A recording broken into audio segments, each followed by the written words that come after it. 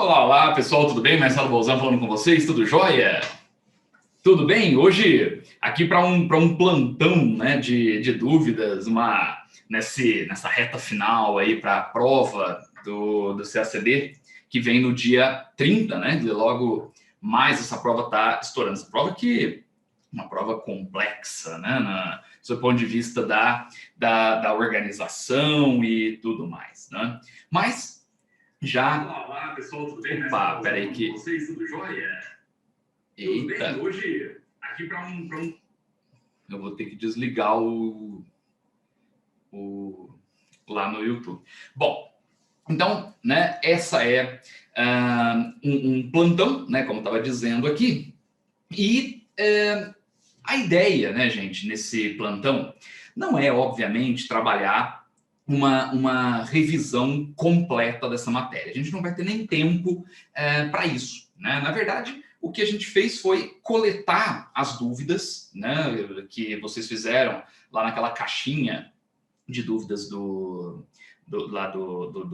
perfil do IDEG, e a partir disso eu montei, né, uma estrutura bastante organizada para a gente conseguir ir batendo alguns pontos que são importantes no edital. No entanto, eu montei um material para vocês, que vocês pegam aqui, ó, com esse QR Code aqui. Se tudo der certo, né, vocês vão conseguir baixar esse material. E nesse material eu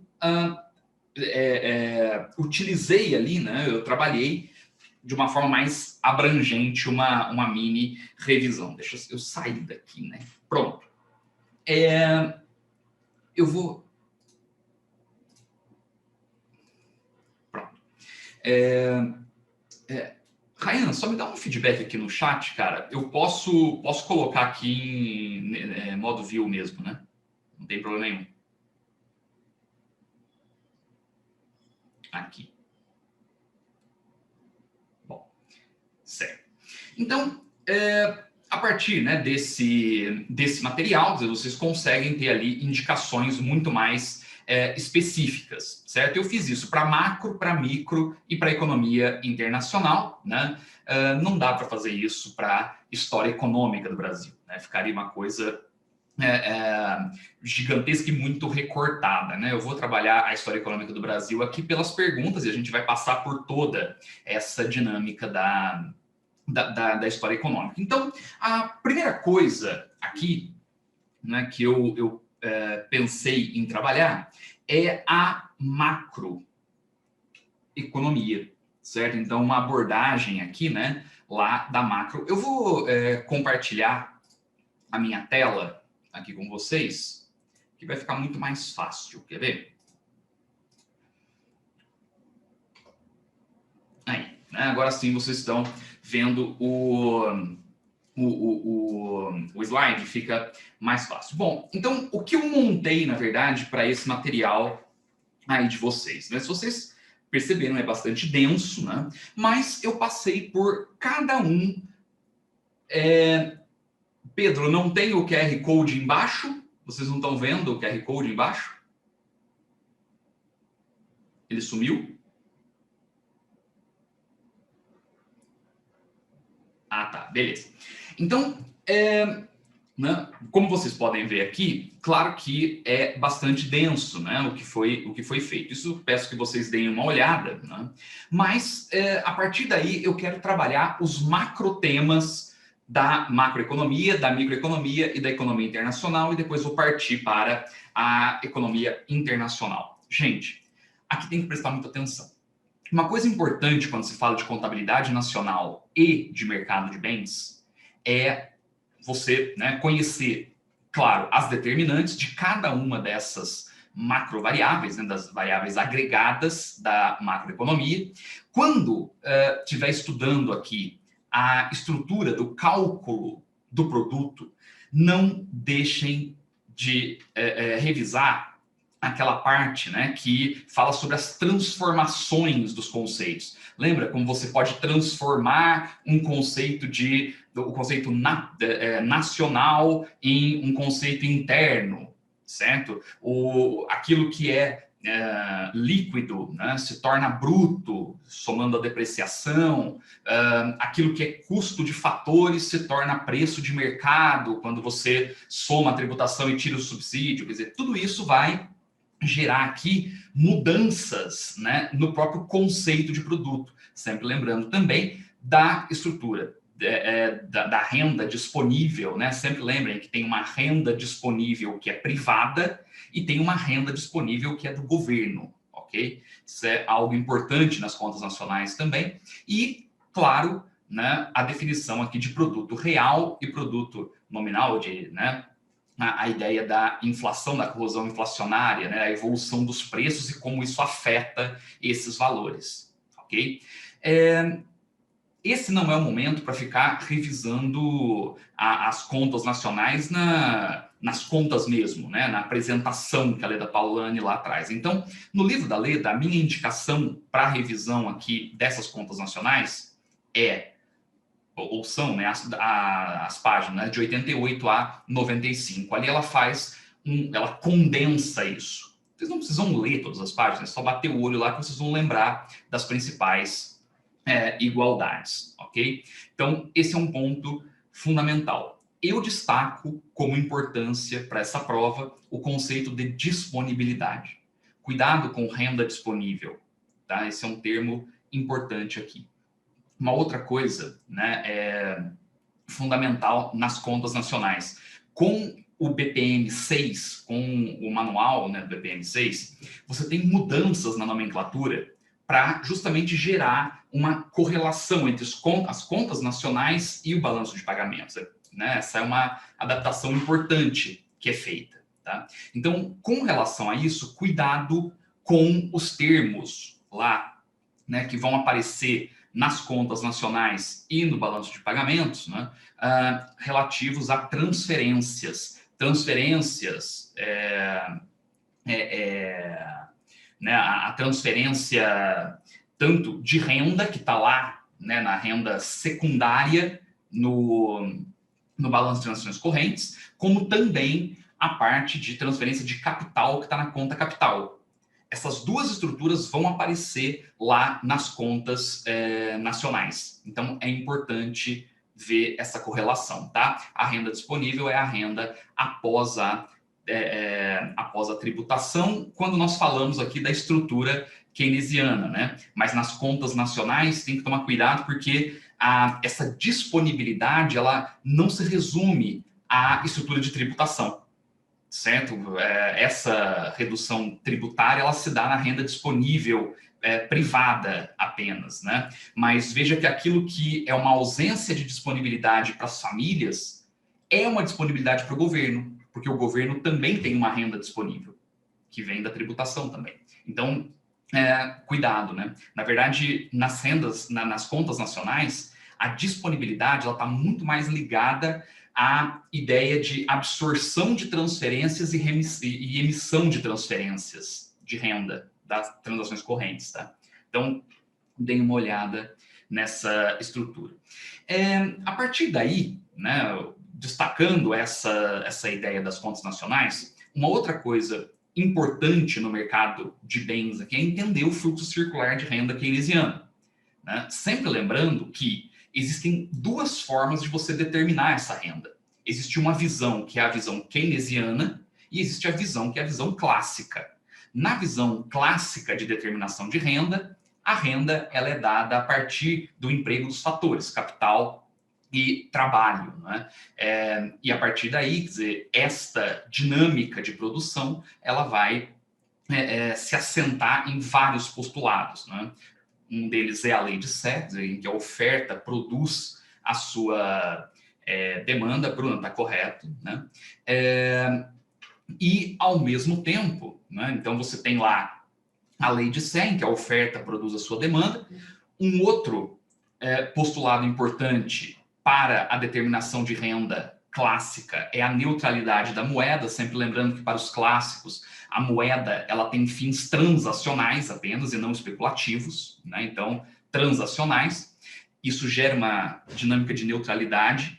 A velocidade de circulação da moeda, ela é, para os clássicos, né, constante. isso equilibra a ideia, né, da teoria quantitativa da moeda, a relação do mercado de bens e a igualdade no mercado monetário, os valores. Uma outra coisa ainda, né, é a ideia de flexibilidade de preços e salários para os clássicos. Esta flexibilidade é que produz um equilíbrio constante no sistema. Então, claro que o pensamento aí é um pensamento já de longo prazo, né? Uma ideia de que o equilíbrio ele se dará. E isso faz com que você não tenha a necessidade de uma intervenção para que o equilíbrio seja ou protegido ou dinamizado, né? É um equilíbrio constante dentro desta estrutura. E, por fim, na determinação de renda clássica, lembrem sempre que a taxa de juros ela não é reflexo da disponibilidade de moeda,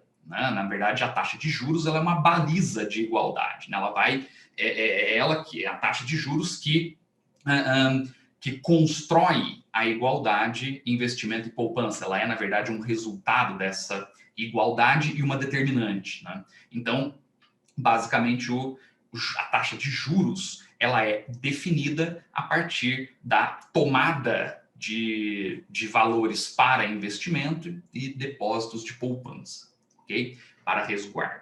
Então, esse é um movimento fundamental. É diferente da determinação de renda keynesiana, em que o Keynes ele vai atribuir a produção, renda, né, e a demanda a uma igualdade conhecidíssima, consumo determinado por renda e tributação, a renda disponível, não é? Portanto, renda é igual a consumo, mais investimento, mais gasto de governo. Bom, essa é a ideia.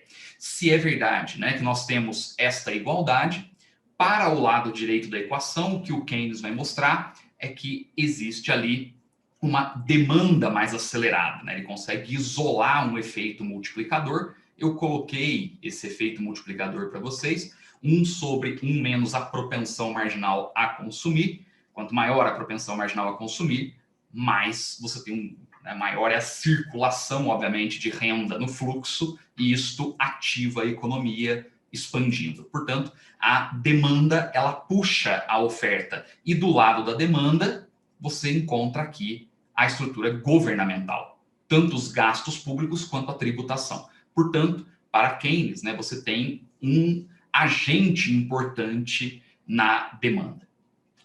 Para além disso, Keynes parte do pressuposto de que os preços e salários não são flexíveis, eles são rígidos, são variáveis viscosas.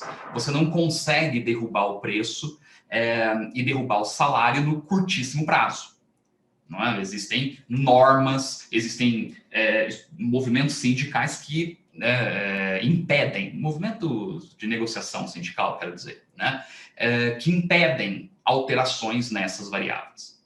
Isso é algo importante, é uma variável que não é flexível. Então, o sistema não iria se ajustar automaticamente ou tão rapidamente como os clássicos colocavam na visão keynesiana. Um outro dado importante é que, para Keynes, a moeda não é neutra. Existe uma dinâmica de expectativas, os agentes antecipam fatos econômicos e, mais do que isso, né, eles atuam também no sentido de especular, né, ou seja, dentro de uma lógica especulativa. Então, a moeda não tem fins apenas transacionais, também especulativos.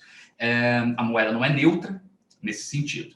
E, mais do que isso, a taxa de juros ela não é uma mera baliza econômica. A taxa de juros ela é reflexo da quantidade de moeda existente no sistema. Se você amplia a quantidade de renda, de moeda no sistema, a taxa de juros cai. E, nesse sentido, a taxa de juros seria aí o preço dessa moeda nacional em circulação. Ok? Então, repare que nós temos aqui, né, visões importantes. Passando para a economia do setor público, isso se intensifica. Por quê? Porque a presença do governo, né, estudado na economia do setor público, ela pode ser vista por 3 grandes visões. A visão neoclássica, que é uma visão que vai, né, na realidade, mostrar que o governo ele tem função, mas é uma função apenas de correção de falhas de mercado, onde a iniciativa privada é falha, o governo deve agir. E aí você tem estruturas de externalidade, danos por risco moral, monopólios naturais e várias falhas de mercado. Existe uma visão, né, que é uma visão neo-keynesiana, uma visão, né, dos novos keynesianos, que dizem, olha, não, o governo ele tem função econômica, ele é importante porque ele cria políticas para o equilíbrio. Né? O governo ele tem função na medida em que as políticas econômicas não são neutras no curto prazo. Elas possuem efeito, dada, né, a maior rigidez das variáveis, e ao mesmo tempo você tem, né, a ideia ali de que o governo ele atua no sistema, né? Ele vai atuar, né? Ele atua para garantir um mínimo de equilíbrio, para preservar o equilíbrio. E é uma visão diferente da visão pós-keynesiana. Para os pós-keynesianos, o governo não deve atuar apenas no sentido de estabelecer ou garantir um equilíbrio, né? Na verdade, é muito mais do que isso. O governo tem função econômica, é impossível negar a existência do governo, e o governo tem funções de alteração estrutural da economia. Essa é uma diferença fundamental, né? Fundamental. A partir daí, como o governo pode se manifestar? Em por quatro grandes funções: a função alocativa, a distributiva, a estabilizadora e a reguladora. Vocês sabem essa teoria, né? É uma teoria que precisa ser compreendida ali na essência. A partir daí, o edital ele se divide, né, em outras três grandes teorias: teoria da tributação, teoria dos gastos e a teoria do orçamento. Sempre lembrando que é importante que você saiba alguns princípios, né? Princípio tributário, princípio orçamentário, tudo isso, tá? Bom, eu destacaria aqui, na teoria da tributação, eu pediria para vocês tomarem um certo cuidado, né, com a curva de Laffer, né, com uma teoria que é a curva de Laffer, é aquela curva que vai relacionar a alíquota e a arrecadação. Né? Existe um ponto máximo de arrecadação para uma alíquota máxima. É importante, né, perceber nessa teoria. Na teoria dos gastos, existem muitas teorias, né? Eu trabalho muitas em sala, né? A teoria de Wagner, Jacob Weismann e a do Musgrave, né? Então, tem várias teorias. O que é mais importante nessa teoria de gastos e despesas é a ideia da divisão, né? Acima da linha e abaixo da linha. Não confundam isso. Acima da linha está todo o cálculo do déficit, ou seja, é um regime de caixa, ok? Despesas menos receitas. Aí tem déficit primário, déficit operacional, déficit nominal, né, o total, como vocês quiserem. Abaixo da linha, você tem a estrutura de competência, ok? E ali você vai encontrar, que é a determinação do Fundo Monetário Internacional, inclusive, ali você vai encontrar a necessidade de financiamento do setor público, também primária, operacional e nominal, ok? Esta estrutura, ela tem que estar presente na cabeça, né? Sempre lembrando que o déficit primário, apenas despesas e receitas, né, que não compreendem nada que é financeiro. Se você colocar despesas nominais e receitas nominais financeiras, juros, ok? Nesse caso, você terá o déficit nominal. Se você tirar a correção monetária, você tem o déficit operacional. Este é um movimento, ok? Mesma coisa para a NFSP, né? E cuidado com as definições das dívidas, né? Aqueles conceitos de dívida, certo? Isso é importante, né? Dívida líquida do setor público, tudo isso tem que aparecer, ok? Perfeito. Dentro dessa ideia, né, você consegue chegar à abordagem do orçamento. Gente, é muito importante você saber ali um pouco do processo orçamentário e principalmente aspectos da LRF, da Lei de Responsabilidade Fiscal. Conhecer o plano plurianual, as leis e diretrizes orçamentárias, a lei orçamentária anual, né? Isso é fundamental e eu chamo a atenção aqui para a diferença, né? A diferença entre a visão keynesiana e a visão da, né, neoclássica equivalência Barros-Ricardo, que é a equivalência ricardiana sobre o déficit público, sobre a dívida pública, na verdade, um movimento de tributação e gasto ali, né? Sempre lembrando que para Keynes, a política fiscal expansiva, uma redução tributária, por exemplo, ela gera ampliação na renda. Ela tem efeito, existe um movimento de transmissão, é um movimento de transmissão. Agora, para a equivalência ricardiana ou a teoria Barros-Ricardo, é a mesma coisa. A redução tributária, ela gera expectativas negativas nos agentes que antecipam, pensando, bom, se o governo está se endividando agora, no futuro ele vai ter que pagar essa dívida. E, portanto, no futuro ele vai elevar a tributação. Portanto, eu preciso agora reduzir, né, os meus gastos, eu não gero consumo, porque eu sei que no futuro eu terei que pagar mais. Então, você não gera efeito sobre a renda, né, como se isso não gerasse a transmissão. Essa é uma grande diferença, uma estrutura bastante importante. Ok? Isto fecha grande parte da macroeconomia. A partir daí, nós temos a teoria monetária. Gente, na teoria monetária, essa é uma teoria que eu diria assim, ela é mais batida, né? Assim, todo mundo estuda isso porque acaba caindo muito, certo? Eu coloquei nessa apresentação os principais temas aqui, multiplicador, tudo isso precisa saber, M1, M2, M3, M4, né? Toda essa estrutura, a função do Banco Central, Banco dos Bancos, bancos do governo, depositário das reservas, emissor primário de moeda, tudo isso. Tá? Os principais conceitos, né? As ferramentas tradicionais de política monetária e a ferramenta não convencional de política monetária, certo? O afrouxamento monetário, né? Existem muitas formas de você pensar sobre afrouxamento, mas eu estou aqui relembrando, não é? Quer dizer, é a ideia quando o Banco Central ele se comporta como um agente de mercado, praticamente, né? O Banco Central ele acaba não apenas comprando títulos que normalmente ele compraria, mas ele acaba comprando ativos no mercado mesmo, né? E joga muita moeda no sistema. Isso acontece, né, ao longo da história e é importante. Okay? Tem efeitos de curto prazo, efeitos de longo prazo que derivam dessa postura, né?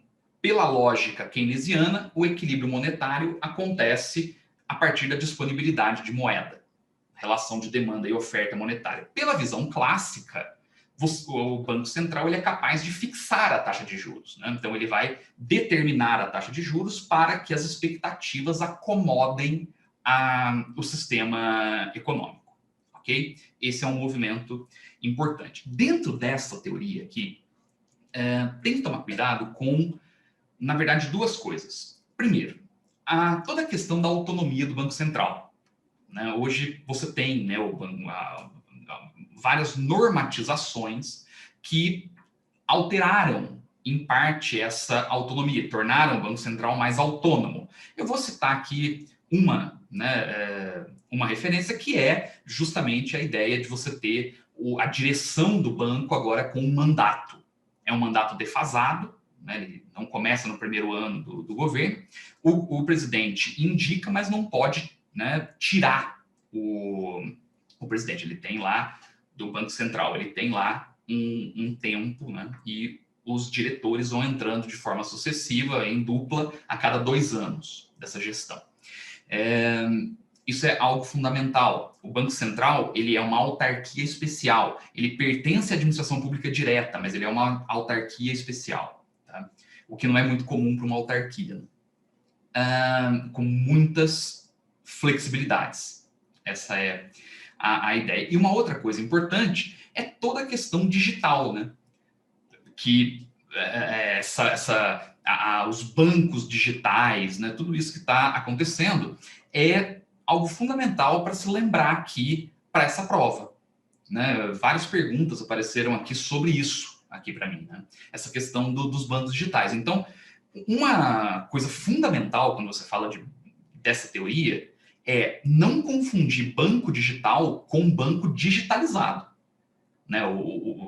Um banco, quando ele se moderniza, o Bradesco, por exemplo, quando ele se moderniza e ele começa a oferecer o internet banking, um mobile banking, né? Todos esses canais de atendimento, isso não significa que ele se tornou digital. É um banco que está se digitalizando. Por quê? Porque existem atividades, existem processos em que, para você finalizar, você muitas vezes tem que ir ao banco. Você recebe um cartão e muitas vezes você tem que ir lá desbloquear o cartão na agência. Isso não é característica de um banco digital. O banco digital não tem agência. 100% dos processos são digitais. Certo? Isso é algo fundamental. Nessa questão ainda, né, dos bancos digitais, tomem muito cuidado com a ideia, né, lá que está cada vez mais aparecendo na imprensa, da moeda digital de Banco Central, do Banco Central do Brasil. Isso, na verdade, gente, é uma extensão do real. O real, ele vai ser físico e virtual. Você vai ter uma carteira virtual também. Isto não se confunde, isso é uma moeda. Ela é reserva de valor, ela é meio de troca e ela é unidade de conta. É o real. Isto não se confunde com Bitcoin. Né? Não se confunde. Até porque criptomoeda é um nome esquisitíssimo. É melhor você usar criptoativo. O Bitcoin, né, o criptoativo, ele é, na realidade,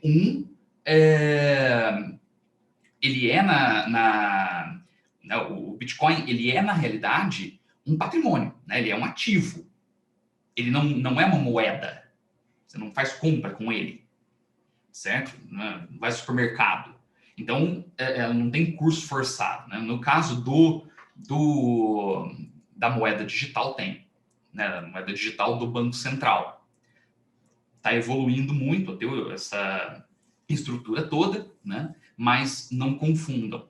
É sempre bom, né, saber a dinâmica dos criptoativos e também saber o que é o blockchain.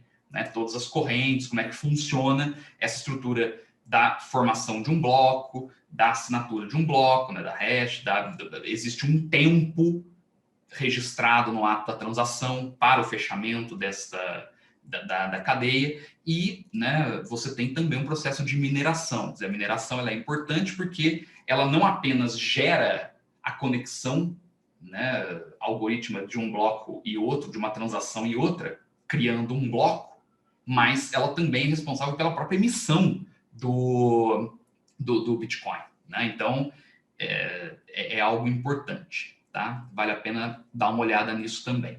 Certo. A partir daí, nós temos aqui o mercado cambial. Né? No mercado cambial, gente, mesma coisa. Tem o equilíbrio, né, do mercado, dado por oferta e demanda de divisas. Eu chamaria atenção aqui para os regimes cambiais. O FMI, ele traz 10 regimes cambiais no manual. Né? Então, é muito importante. Claro que vai desde do mais livre até o mais com a maior intervenção, né? Que seria, no caso aqui, uma dolarização completa da economia. Mas no meio disso, existem regimes que são importantes.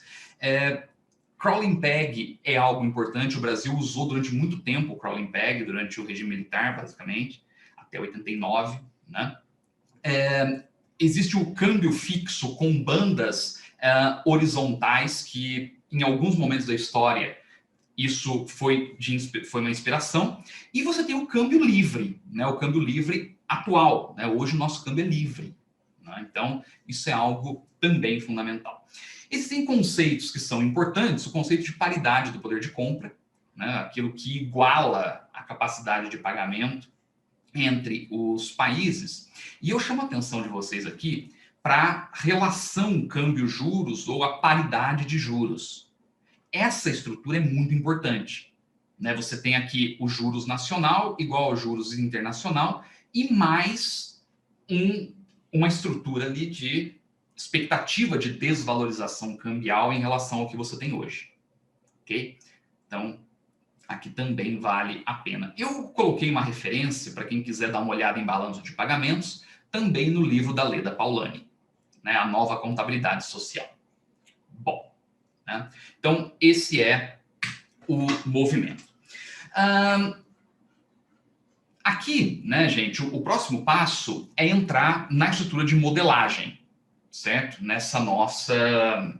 Nesse próximo movimento aqui, a gente entra na estrutura de modelagem. É lógico, gente, que falar de modelagem é algo muito complicado. Não dá para eu falar, né, de todos os modelos aqui numa revisão tão curta como essa, tá? Eu vou pegar as principais dúvidas, né, que apareceram aqui. Apareceu muita coisa sobre modelo ISLM-BP e apareceu muita coisa sobre o crescimento, o desenvolvimento econômico, né? Então, basicamente, a estrutura de curto prazo e a estrutura de longuíssimo prazo. No entanto, tem que entender que há aqui o longo prazo e existem modelos que são importantes, como curva de Phillips, lei de Okun, várias outras aqui. Então, eu vou traçar, né, essa estrutura para vocês. Quer dizer, no modelo ISLM-BP, gente, não tem mistério. Basicamente, o mercado de bens, ele está refletido, os seus equilíbrios possíveis, né, estão todos refletidos na curva IS, é uma relação inversa entre taxa de juros e renda, né? O mercado monetário, ele está refletido na curva LM, e você tem uma relação direta entre a ampliação da renda e a ampliação da taxa de juros, né? Sempre lembrando que quando você cria uma expansão fiscal lá no mercado de bens, né, a curva IS se desloca para a direita, e nesse momento a taxa de juros sobe, se a curva LM for, né, ascendente, se ela não estiver travada, se ela for ascendente. Isso acontece porque, na verdade, há uma reação monetária, né? O Banco Central, na visão keynesiana, quando o Banco Central percebe uma expansão fiscal, ele eleva a taxa de juros para conter ali um dano cíclico de inflação que pode surgir. Isso é uma visão keynesiana. Outra forma de você explicar isso é pela equivalência ricardiana, né? Quando há uma expansão fiscal, a tendência é que a população acabe reservando seu dinheiro, que eleva a taxa de juros. E dentro dessa perspectiva, você tem aí os dois, né, por essas duas explicações, nós temos um efeito importante, que é o efeito deslocamento, o efeito crowding out. Tá? O efeito crowding out é um efeito fundamental, que eu acho que vocês devem se lembrar. Ainda trabalhando a curva, o modelo IS-LM sem ABP, você tem, né, duas inclinações possíveis para a LM. Isso me perguntaram aqui. Veja, existe uma inclinação da LM que é horizontal, né? Esse é o caso keynesiano, em que você tem ali um outro nome, que é a armadilha da liquidez. Normalmente o juros é baixo, a renda é baixa. Neste momento, a política fiscal, ela tem efeito sobre a renda, ela é máxima sobre a renda, e a política monetária não tem efeito, afinal de contas, o juros está travado, né? Existe uma outra inclinação da LM, a LM se torna vertical. Quando a LM se torna vertical, você tem um caso clássico. Nesse momento, a taxa de juros, ela inutiliza a política fiscal, né? Como se o efeito crowding out ele fosse máximo aqui. Nesse cenário, você tem uma política fiscal expansiva, uma política fiscal nula, sem efeito sobre a renda, e a política monetária é máxima, ela consegue bloquear completamente a expansão fiscal. Ok? Dois casos extremos aqui da LM, algo importante. E, por fim, tem o mercado cambial, né? O mercado cambial, e você consegue ver a relação da BP, nesse modelo aqui, analisando o balanço de pagamentos, né? Essa é a ideia. Quando a renda aumenta, a tendência é que você aumente a importação e isto gera um déficit corrente. Para compensar o déficit corrente, você eleva a taxa de juros para atrair capital. Ora, esta atração de capital reequilibra o balanço de pagamentos. E, portanto, quanto maior a renda, maior a taxa de juros, a curva BP é ascendente. Certo? Esse é o modelo, né, ISLM-BP. Uma das coisas que é mais traumática, né, na macroeconomia são os efeitos de cada uma das políticas sobre 16 conjunturas importantes, né? São 16 combinações, porque quando se fala do mercado cambial, você está falando de mobilidades de capital. O capital ele pode ter maior ou menor facilidade para entrar e sair da economia. E você pode ainda falar de estilos cambiais, de regimes cambiais, o flutuante e o fixo. Quando você combina essa história toda, né, duas políticas, fiscal e monetária, 2 regimes cambiais e 4 mobilidades, você vai ter 16 cenários, 16 conjunturas. Não dá para você fazer análise de todas, mas existe uma tabelinha que ajuda muito, né? Ajuda muito quem estuda para o CACD. Veja, aqui eu já coloquei todos os efeitos, né, para vocês. Então, tipo de câmbio, ou é fixo ou é flutuante.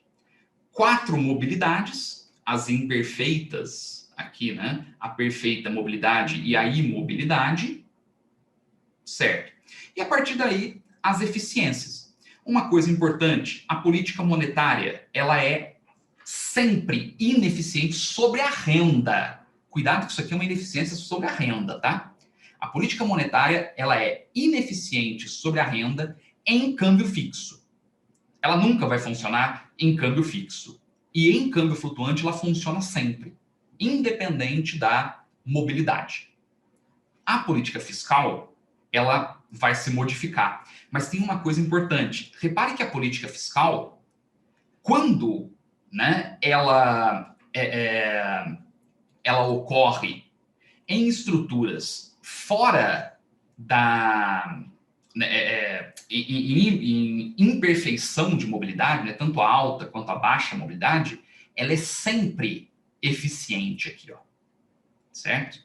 Isso é algo importante. Então, né, só tomem cuidado com a política fiscal, a política monetária não se altera nunca, né? Basta você lembrar que no fixo ela nunca vai funcionar, ok? Isso ajuda muito, hein? A questão de TPS que caiu sobre isso aqui, aliás, todas as questões de TPS que caíram sobre balanço de pagamentos, sobre ISLM-BP, você respondia com essa tabela aqui. Aliás, é muito difícil você achar uma questão de concurso público que você não responda, né? Ninguém vai te pedir para desenhar o gráfico. Bom,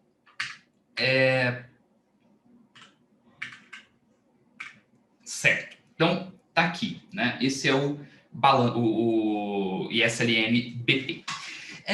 Quando nós falamos de mercado de trabalho, modelo de demanda agregada e oferta agregada e a teoria da inflação, você vai já para você vai para o médio prazo, para o longo prazo. A ideia básica aqui é você relacionar a determinação salarial com a fixação de preço. O preço é dado pelo custo, que é o salário, mais um fator de lucro, e você tem a fixação do salário real, né? Você consegue determinar o salário real a partir desta dinâmica. E olhando, né, para os trabalhadores, né, para o lado do proletariado, claro, eles vão defender sempre o salário, né? Então a ideia é que o salário ele é determinado a partir de buscas incrementais de salário, não é? E você consegue chegar ao salário real tanto pelo lado do capitalista quanto do proletário. Igualando essas duas estruturas, você vai perceber que o mercado de trabalho ele se equilibra quando o salário real consegue pagar o preço determinado na economia. E neste momento você também define a taxa de desemprego natural nessa condição, ok? Quando você olha para essa estrutura, né, e estuda um pouquinho mais o mercado de trabalho, tem sempre que lembrar, gente, que aqui é necessário também conhecer todos aqueles conceitos do mercado de trabalho, né, os indicadores do mercado de trabalho, né, isso é fundamental. Mas a partir do momento que você equilibra esse mercado, você consegue dar mais um passo, que é juntar os 4 mercados: o mercado de bens, monetário, cambial e o mercado de trabalho.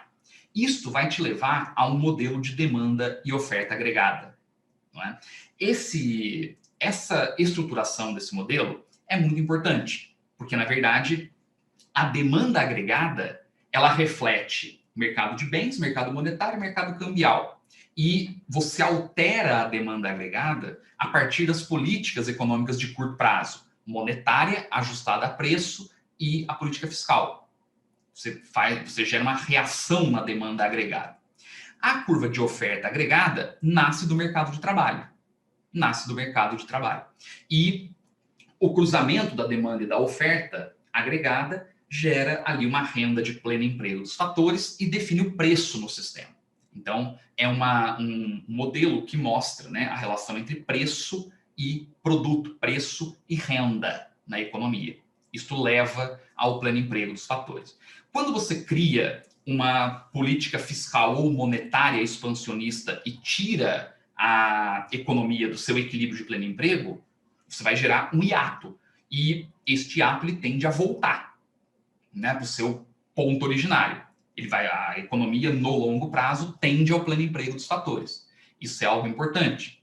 Na realidade, quando isto acontece, né, você tem uma determinação inflacionária nesse processo, ok? Se a oferta agregada ela for horizontal, você tem uma visão keynesiana, em que o preço é rígido, né? Os preços são rígidos no sistema, o salário é rígido no sistema. Quando você tem uma curva de oferta agregada vertical, você está falando, portanto, não é, de um caso clássico, né, em que o pleno emprego dos fatores é constante, você não muda a renda, está, né, no limite da produção. Qualquer alteração que você criar na economia por políticas econômicas, você só vai sofrer acréscimo de preço, não é? Isto é interessante porque mostra, né, que para os clássicos as políticas são neutras, né? Elas não têm nenhum efeito, ao passo que para Keynes elas possuem efeito, né? Você tem efeitos sobre as políticas. Algo importante é que você, olhando para essas evoluções dos hiatos, né? Quando, por exemplo, você cria uma política expansiva e a renda, a taxa de crescimento da economia, ela se amplia em relação à taxa, que é a taxa ideal, né, a taxa de longo prazo, taxa de pleno emprego dos fatores, certo? Quando este crescimento é superior, você gera um hiato, a economia está crescendo e o desemprego, a taxa de desemprego, ela está se distanciando da taxa de desemprego natural, né, do seu patamar natural. É isto que mostra a lei de Okun. Veja, né, o desvio aqui da taxa de crescimento da renda gera, né, o aumento da taxa de crescimento da renda gera uma queda na taxa de desemprego. Isso é algo importante. Quando este desemprego cai, caindo o desemprego, né, aumentando aqui o hiato, né, quando você diminui o desemprego na economia, a inflação sobe no curto prazo. Isto é a curva de Phillips. Então, repare que a estrutura de demanda e oferta agregada gera uma transmissão para a lei de Okun e para a curva de Phillips, né? A curva de Phillips ela é, portanto, inversa no curto prazo, em que a inflação é uma inflação de demanda. No longo prazo, você forma expectativas, né? A inflação passa a ser uma inflação inercial, né? Ela passa a ser aquela inflação gerada pela expectativa passada, dado que a taxa de desemprego se iguala à taxa de desemprego natural. Bom, né? Esse é um movimento aqui importante. Por que falar disso, né? Porque reparem que nós falamos de inflação e falamos de taxa de crescimento. Como nós temos um regime de metas inflacionárias no Brasil, isso é muito útil para o Banco Central, né? O Banco Central ele tem que reagir a ciclos inflacionários, né? Ele tem que prevenir, né, os ciclos inflacionários. Ele não pode deixar que ciclos inflacionários aconteçam. O que o Banco Central faz, então, reparem que tomando uma estrutura de metas de inflação aqui simples, né, como se fosse um aspecto de Taylor, o que você vai ter é que se a taxa de crescimento do produto se amplia muito em relação à taxa de longo prazo ideal, ou seja, foge muito do pleno emprego dos fatores, né, esse superaquecimento econômico. Além disso, se a expectativa inflacionária ela se distancia muito da meta, daquilo que é real, né, você tem dois pontos aqui que podem jogar a inflação para cima. O que o Banco Central é obrigado a fazer? Ele vai elevar a taxa de juros no sistema. E aí, lógico, né, ele cria uma política monetária contracionista ou simplesmente eleva a taxa de juros para mexer em investimento, consumo, crédito, riqueza, câmbio, expectativas, tudo isso para segurar a inflação no sistema. Então, existe um mecanismo de transmissão aqui importante entre esses modelos. E isto fecha a abordagem de médio e longo prazo na macro. Tá? E, por fim, temos aqui a parte de crescimento e desenvolvimento econômico. Né? As pessoas, elas, assim, normalmente sentem dificuldade, né, nos modelos de crescimento econômico, mas isso normalmente acontece pela forma como se estuda, tá? Porque não são modelos dos mais complexos, dados que vocês não precisam fazer conta, né? A ideia é que você compreenda a estrutura gráfica, né? Isso é uma coisa importante aqui. Então, veja, no modelo, né, de Harrod-Domer, né, que vai ser o primeiro modelo aqui desses modelos que nós chamamos de modelos exógenos. Não é?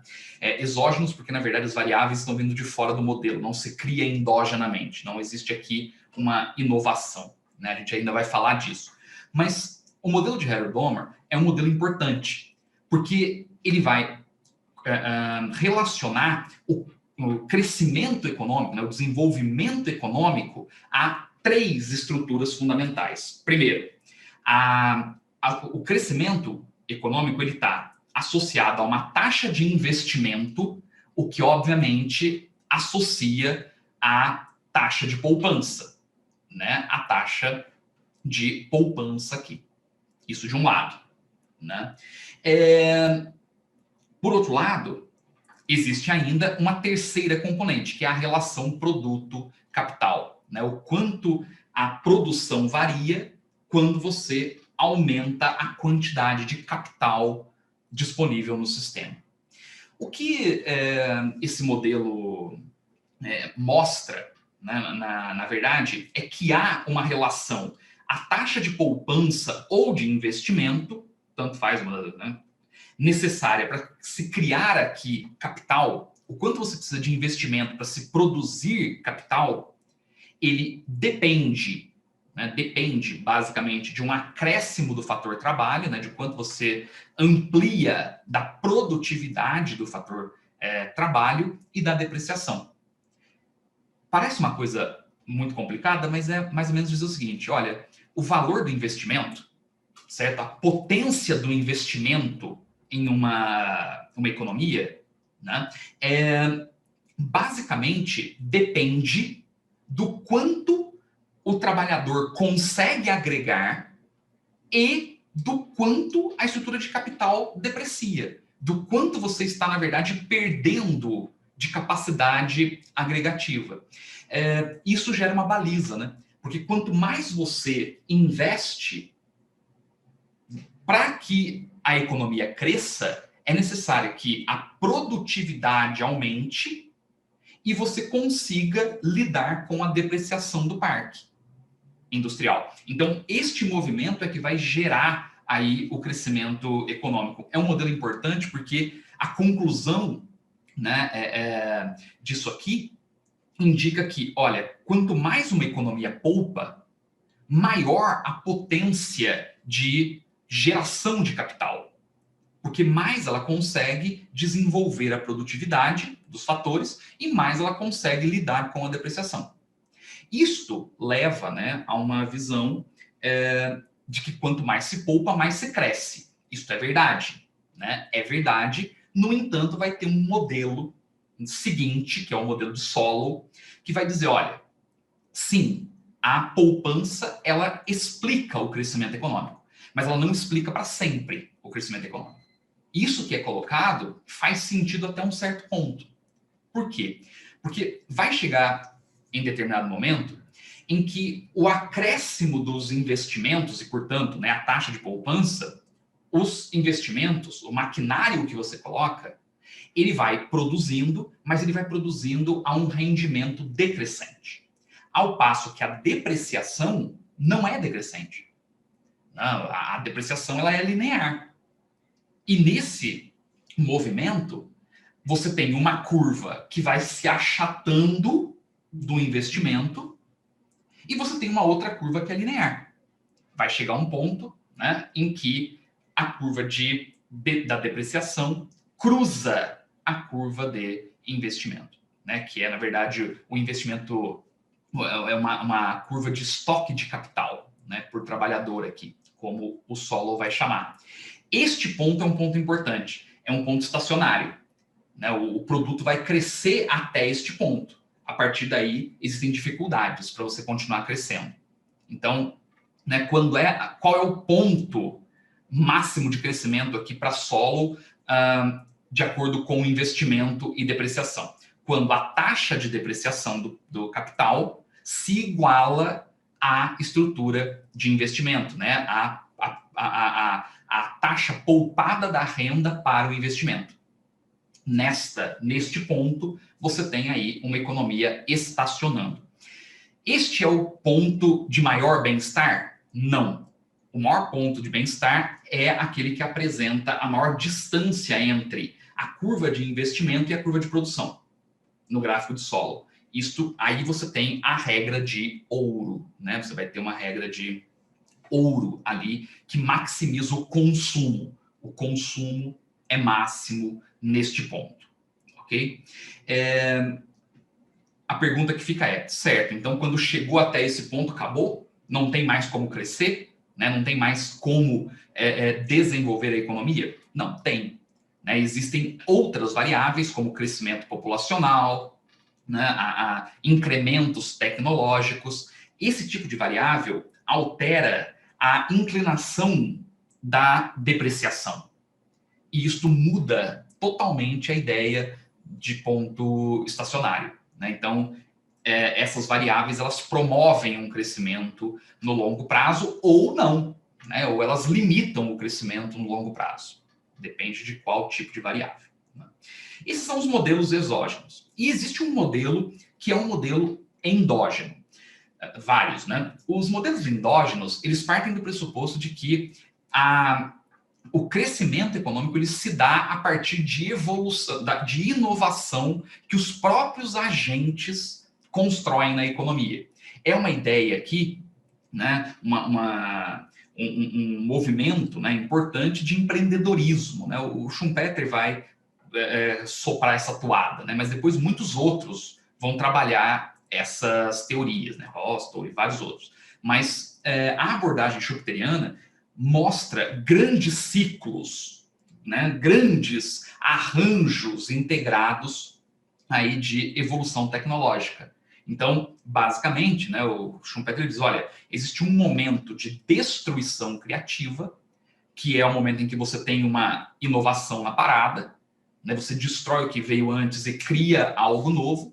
Esta inovação ela vai durar um certo tempo, um longo ciclo, muitas vezes, até que se comece a emular, né, a se copiar essa inovação, e a partir deste momento você tem uma adaptação criativa. Esta inovação, ela vai cair, né, a sua estrutura tecnológica até dar origem a uma nova estrutura, portanto ela tem que ser destruída, né, uma destruição criativa de novo. São ciclos maiores aqui nessa evolução. Gente, se você quiser perceber aqui, né, esse modelo de crescimento endógeno, né, essas ideias, né, de crescimento endógeno, é só você olhar para as grandes melhorias que são feitas a partir de estruturas internas da própria economia, né, um movimento como o toyotismo, por exemplo, né, isso é um conjunto, né, compõe um conjunto pós-moderno de sistema de acumulação, de sistema de produção. Isso é um grande ciclo estruturado de produção. Certo. Com isso, nós fechamos aqui a macro. Tá? Eu sei que tem perguntas aqui, só vou terminar essa explanação, aí depois eu já pego aqui, tá? Que eu estou com o tempo contado, então fica mais corrido. Olha, na microeconomia, gente, não tem muito o que explicar, porque a matéria ela é um pouco menor e ela é muito mais, quer dizer, muito menor, e ela também é uma parte, né, do edital muito mais objetiva. Né? Não tem grandes inovações em microeconomia. Quando se fala de demanda do consumidor, eu vou pedir para vocês, né, tomarem muito cuidado na prova, né, com as estruturas ligadas aqui à dinâmica de taxa marginal de substituição, certo? Os formatos das curvas de indiferença, saber aqui, né, quando há uma escolha máxima, tudo isso é realmente importante, né? A ideia, né, dos rendimentos decrescentes na curva, certo? São fatores importantes, né? E as definições básicas, monotonicidade, isso, gente, sempre cai. Não é porque caiu em uma prova que não vai cair na outra, certo? São matérias eternas. Microeconomia é uma repetição da repetição. Não tem inovação em prova de micro, sabe? É sempre a mesma coisa. Né? Então, o fato de já ter caído não significa que não volte a cair. Em macroeconomia, eles são mais inventivos. Né? Quando nós falamos aqui de produção, eu vou pedir para vocês tomarem cuidado com a função de produção e principalmente com a ideia de rendimento de escala ao longo dessa estrutura da curva de produção. Sempre lembre das isoquantas, né, as isocustos, a taxa marginal de substituição técnica, maximização. Isso é algo fundamental aqui na teoria. Né? A teoria do consumidor e a oferta são bem parecidos. O fato é que, a partir desta construção, você vai gerar um equilíbrio, né, no sistema, e aí entram partes fundamentais. Toda a análise de peso morto no sistema, isso é importante, né, aqui para a teoria, e também as principais ferramentas de intervenção. O imposto específico, o imposto ad valorem, as tarifas, as cotas, preços máximos, preços mínimos. Lembrem sempre, tarifa, gente, funciona no curto prazo. No longo prazo, você valoriza a moeda e a tarifa perde a sua função, né, ou parte dela. Uma outra coisa importante, vejam, numa tarifação, o governo ganha, você tem arrecadação. Não é? Na cota, o governo não ganha. A cota, o valor é absorvido, na verdade, pelo importador que ainda tem a licença para importar. Né? Tem uma guia de importação, tem um direito à importação. Então, é transferido para o importador. São diferenças aqui importantes, né, dentro dessa teoria. Tá? Quando nós falamos de mercado, aí tem que segmentar, né? Você tem um mercado de competição perfeita, cuidado para não confundir aqui as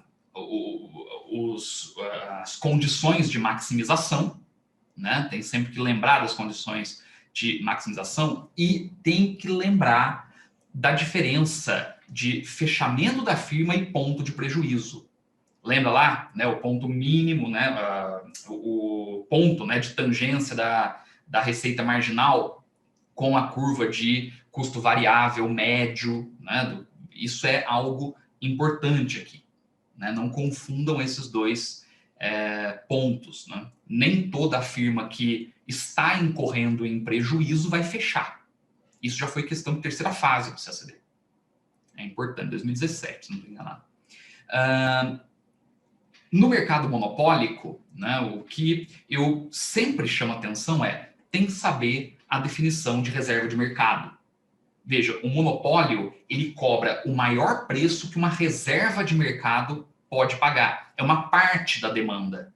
Claro que essa parte da demanda não é aleatória, né? Nasce lá do cruzamento do custo marginal com a receita marginal, ok? Mas, né, ele vai atender apenas a uma parte do mercado. Isso é uma reserva de mercado, certo? Sempre lembrem também que há uma discriminação de primeiro grau, que é essa, maior preço que a reserva pode pagar. Uma discriminação de segundo grau, preços diferentes para quantidades diferentes. Uma discriminação de terceiro grau, preços diferentes para agentes diferentes, sobre o mesmo produto. É o caso de uma passagem aérea, que você compra em cima da hora ou compra com 6 meses de antecedência. No mercado oligopólico, saber as características básicas, saber, né, que é um tipo de equilíbrio que ele pode cooperar ou competir, depende do tipo, né, de estrutura que você está fazendo aqui. E existem mercados oligopólicos que aceitam contestação. O mercado de Baumol, por exemplo, já caiu na prova, né? É um mercado contestável. Então, esse tipo de oligopólio, ele não coopera, ele só compete. Aí você tem outros concorrentes que podem entrar no mercado, certo? Na concorrência monopolística são as características básicas, né? Não tem muito o que inovar nessa teoria. Uma coisa que cada vez mais aparece em prova são, né, os tipos de bens e externalidades. Aqui, externalidades e falhas de mercado. Não tem que ficar lá também lendo 1000 coisas, né? Isso já caiu na prova do CACB, mas quando se fala em externalidade, o ideal é você entender a noção de custo e de benefício social e como é que isso gera reações nas curvas de demanda e de oferta no gráfico, né? Então, algo importante. Nas características dos bens públicos, rivais, recursos públicos e bens comuns, a melhor forma de se ver isso aqui é lá naquele livro do Menck, Introdução à Economia, tem lá, né, isso. Basicamente é a ideia de rivalidade e excludência, né? Então, bem público, né, você tem aí, você não tem rivalidade, não tem excludência, os bens rivais têm e assim vai, tá? Então, com isso você consegue ter uma ideia, né, mais própria da micro. É lógico, né, gente, que eu estou fazendo aqui uma revisão, né, num tempo muito curto, né? Eu estou mostrando para vocês os pontos aqui mais relevantes, tá? Tem muito mais coisa. Na economia internacional, algo que chama a atenção aqui é a forma como você tem que entender isso, certo? Como você tem que entender. Por quê? O edital, ele traz teorias clássicas e neoclássicas, que são teorias que partem do mercado perfeito, trabalham com retornos constantes de escala, né? Alta rivalidade, produto homogêneo, você não tem alteração, né, de qualidade do produto, certo? Os produtos são sempre os mesmos, né? É algo muito... uma teoria clássica, uma estrutura aqui voltada para o mercado perfeito. Dessa dinâmica vai sair teoria do Smith, vantagens absolutas, que está ligada a custo, teoria das vantagens comparativas, está ligada à produtividade do fator trabalho. Cuidado, a teoria das vantagens comparativas do David Ricardo, nesta teoria, ele só fala do fator trabalho. Ele não leva em conta o fator capital, nem terra, nem nada. É só trabalho. Está ligado à produtividade. Não é? Teoria de Heck-Schirolin, ou teoria neoclássica, é a intensidade dos fatores, né? Partindo de dotações fixas de fatores, um país ele deve produzir e exportar aquele bem que utilize mais o fator abundante. Essa é a ideia. Existem muitas outras variações sobre esses modelos, sobretudo o modelo de Heck-Schirolin. Muitos outros neoclássicos vão trabalhar extensões desse modelo. Samuelson, Stoppel, Rybczynski, vários outros. Tá? Dando outras caras, são agregações, né, ao modelo. Existe ainda um conjunto de teorias contemporâneas. Essas teorias, elas relaxam as hipóteses de mercado perfeito, de rivalidade, de homogeneidade. Né? E tratam diferentes tipos de escala, outros ganhos de escala. Então, você vai trabalhar com, né, rendimentos crescentes de escala, você vai trabalhar com posicionamento geográfico, você vai trabalhar com uma ideia monopólica, com estruturas oligopólicas, tudo isso. Veja, os 3 modelos mais importantes, Kemp, o Panagaria e o Krugman. Né? O Krugman tem vários modelos dentro dessa estrutura.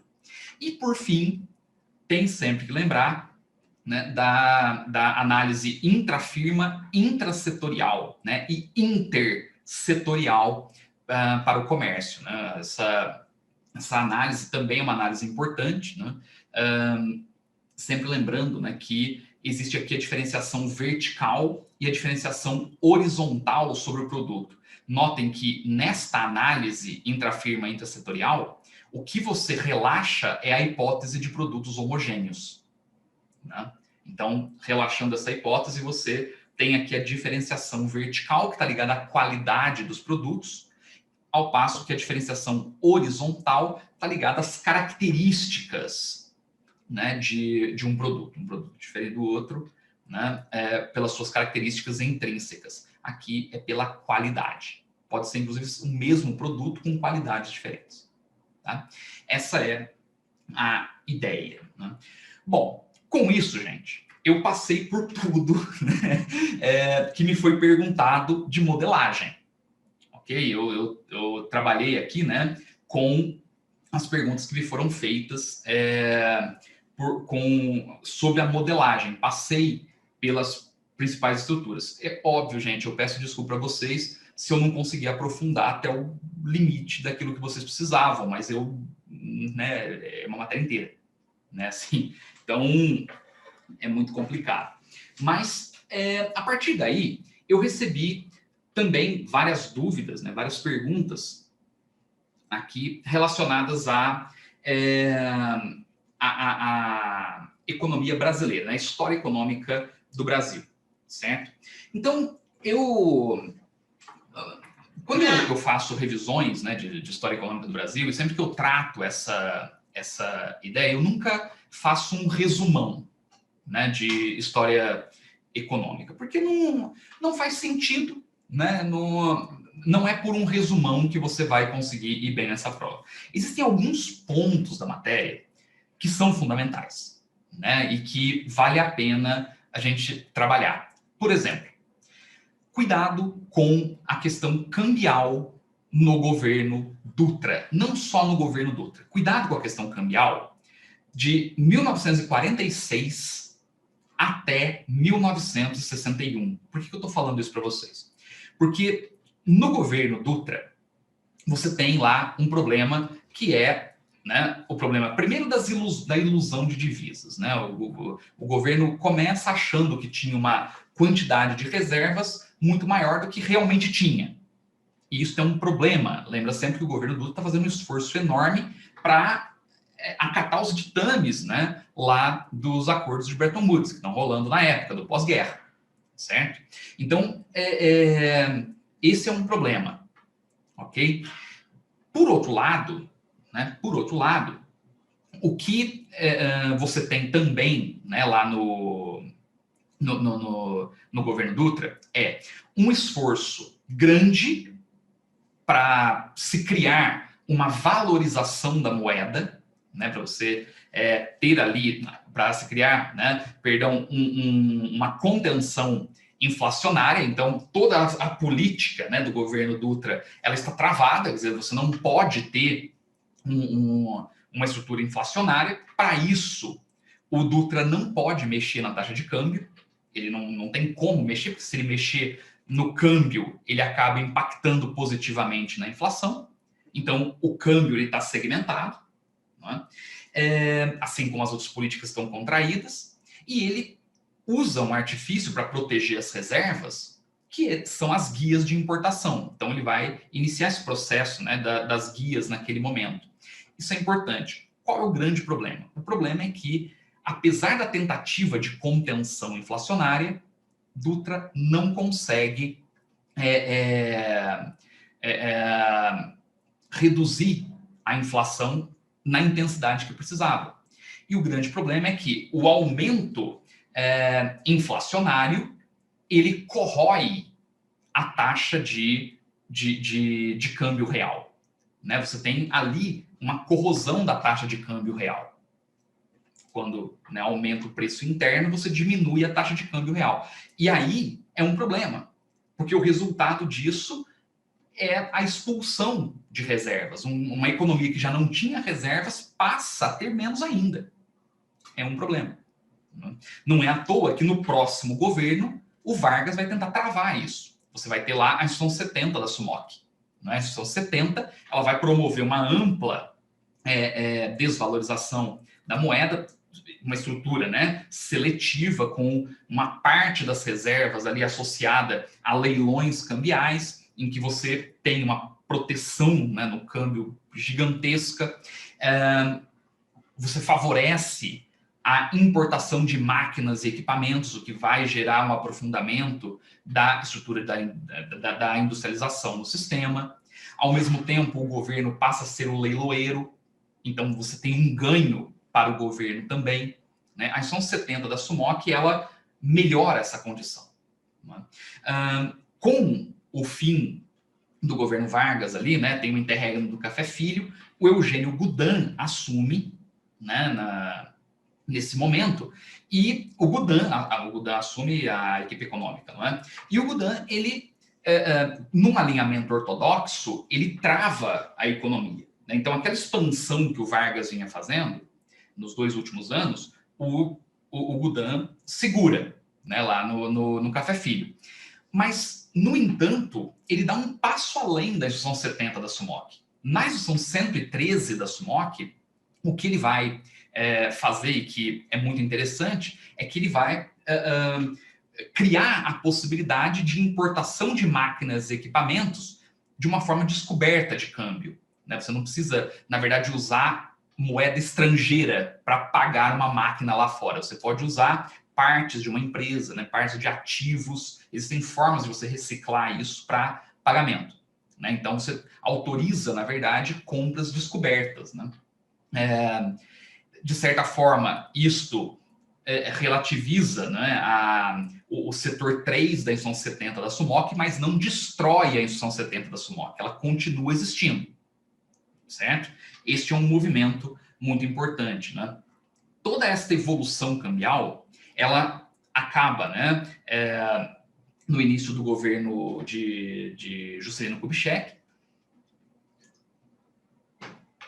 que, na verdade, ele não deixa de utilizar o câmbio como uma ferramenta para um aprofundamento industrial, mas ele volta, na realidade, o foco para uma política monetária.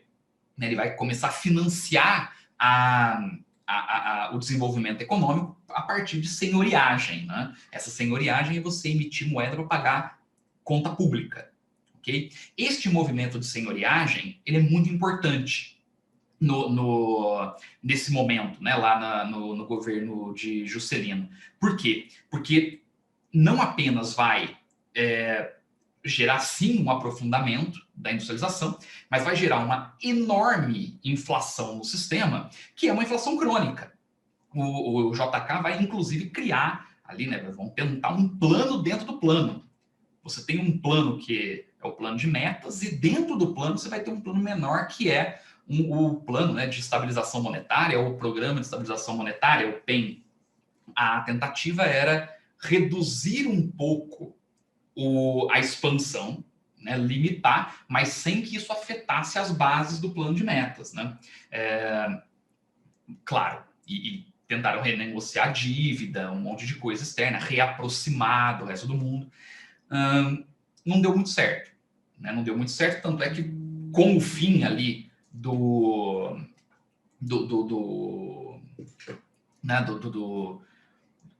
PEN, né? JK vai expandir novamente por meio de emissão. Esta emissão, ela continua, né? Arrefece muito no governo de Jânio Quadros. Jânio Quadros vai lançar uma nova instrução da SUMOC, né? E, que é 204, essa instrução, ela unifica a taxa de câmbio, de fato. Né? Você trabalha com uma taxa só. Aí é que rompe todo o processo cambial que veio lá desde Dutra, né? Nessa evolução toda. Mas, a partir daí, Jânio tenta colocar a economia em ordem, né? No seu mínimo governo, né? De certa forma até consegue, porque ele adota posturas que são, né? Quer dizer, consegue, tenta, né? Ele contrai, de certa forma, a economia. Existe um movimento de crescimento naquele momento, mas que é uma herança ainda dos investimentos do plano de metas, né? Mas fato é que ele vai tentar arrefecer. Com isso, existe um alinhamento maior com o resto do mundo, né? Mas com a renúncia do Jânio, aí a coisa muda, né? Com o João Goulart, né? vai entrar e tem todo aquele movimento político que vocês conhecem lá da história política. E, ao mesmo tempo, né? Você tem uma tentativa de um novo plano, que é o plano trienal, que o Celso Furtado vai idealizar. E eles tentam muitas mudanças, né? Você tem ali um alinhamento que é muito interessante, uma contenção de inflação de demanda por contrações, mas ao mesmo tempo uma expansão e aprofundamento industrial por aumento de produtividade no sistema, né? É uma política muito furtadiana, né? Assim, dentro dessa perspectiva. Não funciona, né? Não funciona, vem lá o golpe de 64 e aí a coisa muda. Porque logo em 64, os militares propõem um grande programa de reforma econômica, né? Bulhões, Campos, né? Esses caras vão propor o PAEG, né? O Programa de Ação Econômica do Governo. Este programa é muito importante, é um plano muito importante, é uma estrutura muito importante. Por quê? Primeiro porque você tem diagnósticos inflacionários ali, que são diagnósticos fundamentais. De um lado, você tem um diagnóstico de uma inflação de demanda que indicava que gastos excessivos do governo, né, e liberação de crédito para a estrutura estavam gerando um processo inflacionário de curto prazo, mas você tem também um diagnóstico de inflação estrutural, de uma inflação de custo, que era dado basicamente pela, diziam, né, naquele momento, por correções indevidas no salário, né? Ou seja, os salários não refletiam o acréscimo de produtividade. É como se você estivesse pagando para uma pessoa que não está produzindo no seu limite, né? A produtividade não cresceu tanto quanto a massa salarial. Isso significa que a produção é menor do que a demanda sobre o mercado de trabalho. Esse é o diagnóstico. Então, veja, é um diagnóstico interessante de inflação. Não é à toa que no PAEG você não tem só políticas de contração. Existem políticas de contração, sem dúvida. Elas precisam ser contracionistas, não é? Mas mais do que isso, você tem reformas institucionais, reformas econômicas importantes, reforma tributária, reforma previdenciária, né? Mínima, mas tem, não tão mínima, mas uma reforma né, sobre a estrutura do salário, uma reforma trabalhista. Você rompe a estabilidade geral, né, que se tinha e constrói o fundo de garantia por tempo de serviço. Uma reforma no mercado financeiro de grandes proporções, lá com a criação do Banco Central, por exemplo, estruturas de seguro. Tudo isso é criado nesse momento. Na reforma tributária, você tem remanejamento de imposto de renda, você tem criação do ICM, mais tarde ICMS, você tem criação do ISS, tributos estaduais e municipais, não é? Você tem ali um movimento muito importante, que é a criação da chamada obrigação reajustável do Tesouro Nacional. A partir desta ORTN, o governo vai indexar automaticamente a evolução inflacionária aos contratos, e ele, na verdade, vai indicar essa indexação. Não é? O interessante é que isso substitui aquilo que lá o JK utilizou a exaustão, que foi a senhoriagem para financiar o governo, a emissão de moeda para financiar o governo, acaba no PAEG, ou pelo menos é limitada no PAEG, porque agora o governo passa a se financiar por endividamento público. Você cria um mercado aberto de títulos, a negociação de títulos, o Banco Central faz isso. Né? Essa é uma evolução importante. Esse negócio do diagnóstico inflacionário, gente, é importantíssimo. Veja, se você for lá, né, para os anos 80, por exemplo, só para a gente pegar aqui essa ideia da inflação, você vai ver que no plano cruzado, por exemplo, em 86, o diagnóstico inflacionário ele é essencialmente inercial. É por isso que os caras vão congelar a economia, congelar o preço. Né? Você precisa, na verdade, destruir a indexação, destruir a ORTN. E é o que acontece. Você destrói a ORTN e vira OTN. O governo ele vende título quando ele quer. Ele não é obrigado a fazer isso, né, para remanejar a inflação. E a proposição ali de combate à inflação é por uma desindexação econômica. Né? Depois você vai ter lá o plano Bresser, em 87, que já gera um diagnóstico híbrido. Uma inflação de demanda, combatida por contrações, e uma inflação inercial, diagnóstico inercial, que é combatido por meio, né, de se forçar um pacto social. Ou seja, congelando salário e congelando preços. Nem o proletário se move, nem os capitalistas se movem. E isto trava o preço. Não funciona. Vem em 88 a condução do feijão com arroz, né, que é, na verdade, uma política ortodoxa. Cuidado que não é um plano, é simplesmente uma condução. Posteriormente, em 89, plano verão, de novo, um diagnóstico híbrido.